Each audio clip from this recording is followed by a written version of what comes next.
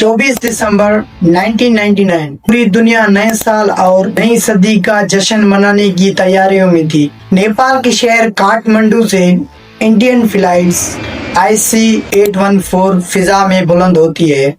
इस जहाज में 179 मुसाफिर और 11 क्रू मेंबर मौजूद थे, जो नेपाल से दिल्ली में अपने प्यारों के साथ नए साल की खुशियां मनाने के लिए जा रहे थे।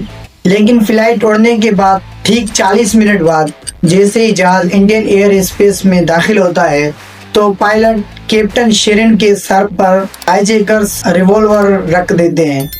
पूरा जहाज चीख से उठ पड़ता है, कोई अपनी जगह से नहीं हिलेगा, जहाज अब हमारे कब्जे में है। ये आगाज था इस तारीखी दास्तान खून का, जिसने दो मुल्कों की जंग को दहानी पर ला खड़ा कर दिया था। एक ऐसा खूबसूरत सफर जो कि बाद में 190 लोगों के लिए अगले 7 दिनों तक जहन्नम बनने वाला था। हाईजैकर्स तादाद में 5 थे और उनके चेहरों पर नकाब था। किसी को मालूम ये नहीं था कि हाईजैकर्स ने कैप्टन शेरन को कहा था कि जहाज का रुख पाकिस्तान के लाहौर एयरपोर्ट की तरफ कर दो। लेकिन यहाँ पर एक बहुत बड़ा मसला पैदा हो गया। पाकिस्तान ने अपनी एयर स्पेस बंद कर दी और लाहौर एयरपोर्ट की रोशनियां बंद कर दी गई ताकि जहाज लैंड न कर सके। इधर जहाज में फ्यूल तेजी से खत्म हो रहा था। मजबूरन पायलट को जहाज इंडिया के शहर अमृतसर में लैंड करना पड़ा और यहाँ इंडियन एजेंसियों के पास एक मौका था। अगर वो चाहते तो नेशनल सिक्योरिटी गार्ड्स NSG के कमांडोज को भेजकर हाईजैकर्स को वहीं पर ढेर कर सकते थे।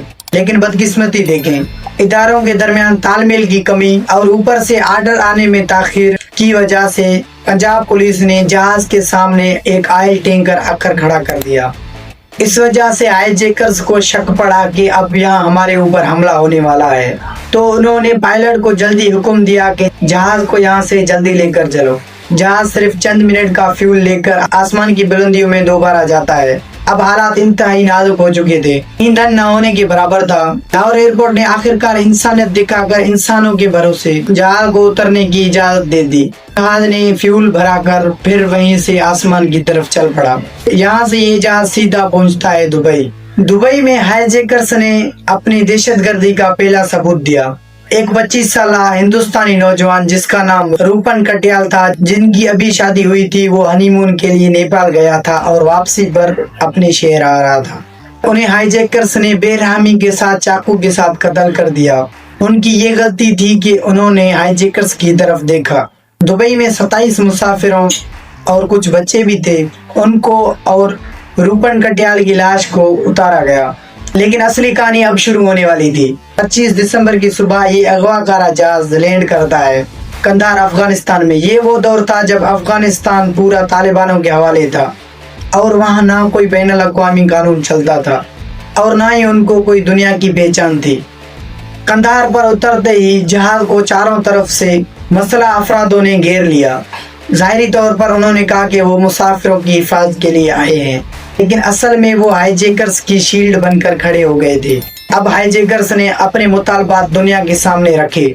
उन्होंने उस तैयारी और मुसाफिरों के बदले क्या मांगा। नंबर 1, इंडिया के जेलों में 3 खतरनाक दहशत गर्दों को आज़ाद करना। नंबर 2, $200 मिलियन की रकम। नंबर 3, एक ताबूत जिसमें मारे गए साथी की हड्डियां। इधर दिल्ली में मुसाफिरों के घर वाले रोडों पर निकल आए। इंडियन गवर्नमेंट पर शदीद अवामी और सियासी दबाव था।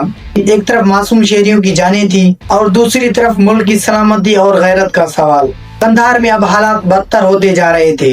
जहाज के टॉयलेट्स अब ओवरफ्लो कर चुके थे। पूरे जहाज में शदीद बदबू फैल रही थी और सर्दी की वजह से मुसाफिर बीमार हो रहे थे। आखिरकार 6 दिनों के शदीद मुज़ाकरात के बाद इंडियन गवर्नमेंट को झुकना पड़ गया, जो कि उन लोगों की मजबूरी थी। पैसों और ताबूत का मुतालबा ड्रॉप कर दिया गया, लेकिन 3 बड़े दहशतगर्दों को रिहा करने की बात तय हो चुकी थी। उनमें से अहम बड़ा नाम था मौलाना महमूद अजहर। 31 दिसंबर 1999 नए साल और नए सदी की शुरू होने से ठीक चंद घंटे पहले इंडिया के इस वक्त के वजीर खारजा जसवंत सिंह खुद इन 3 कैदियों को अपने साथ एक खसूसी तैयारे में लेकर कंधार पहुंच गया। कैदियों को हाईजैकर्स के हवाले किया और 150 से ज्यादा मुसाफिरों को रिहा करवाया गया, जो कि 7 दिनों से जिंदगी और मौत की जंग लड़ रहे थे। آپ کو یہ کہانی کیسی لگی؟ اگر اچھی لگی ہو تو سبسکرائب کرنا نہ بھولیں. ہمارے اس چینل کو سبسکرائب کریں تاکہ ہر آنے والی ہسٹری آپ تک پہنچ سکے.